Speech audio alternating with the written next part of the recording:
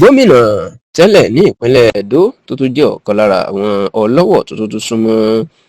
olórí oko káfàtà lórílẹ̀‐èdè yìí ààrẹ Bọ́lá Ahmed Tinubu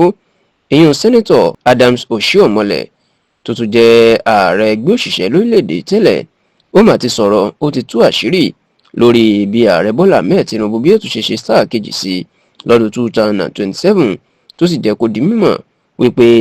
àwọn ìdí kan wà tí àwọn alátakò tí wọ́n ń sáré kiri láti gba ìjọba lọ́wọ́ Tinubu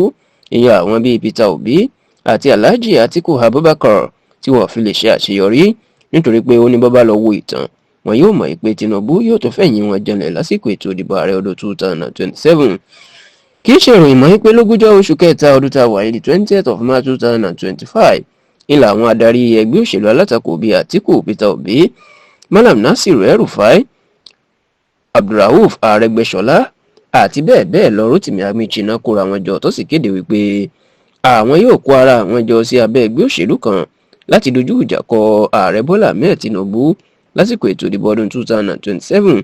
àti láti gba ìjọba kúrò ní ọwọ́ ẹ̀ nítorí pé àwọn mọ̀ wípé bí àwọn bá tó dìbò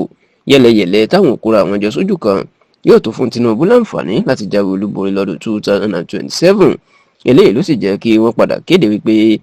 ẹgbẹ́ òṣèlú African Democratic Congress ADC ni làwọn yóò lò láti fi gba ìjọba lọ́wọ́ Tinubu lásìkò ètò ìdìbò ààrẹ ọdún 2027 ṣáò ní báyìí níṣe ni Adams Oshiomole tó jẹ́ sẹ́nẹ́tọ̀ tó ń ṣojú ìpínlẹ̀ Edo nínú ìgbìmọ̀ asòfin àgbà l'Àbújá báyìí nínú mà ti sọ̀rọ̀ lórí agbo òṣèlú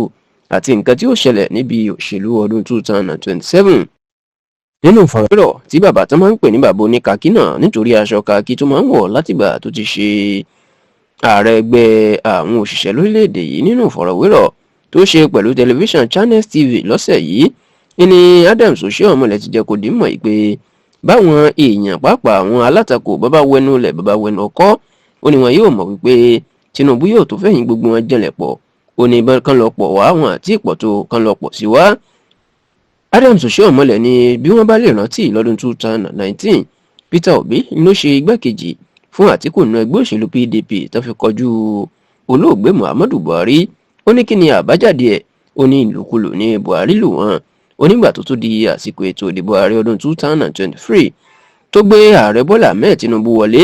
ó ní Peter Obi kúrò lẹ́yìn Atiku ó lọ gbé gbàdìbò ààrẹ lọ́dún nínú ẹgbẹ́ òṣèlú Labour Party bẹ́ẹ̀ l'Atiku ó tún gba tíkẹ́ẹ̀tì ẹgbẹ́ òṣèlú PDP lérò pé báńbá tó díje lọ́tọ̀ọ̀tọ̀ àwọn yóò jáwé olúborí ó ní kí ló ṣẹlẹ̀ Tinubu tún lù wọ́n ni ó ní fún ìdí èyí wọ́n bá jáde lọ́tọ̀ọ̀tọ̀ lọ́dún 2027 àbí tó tún parapọ̀ ní ọdún 2027 ó ní Tinubu.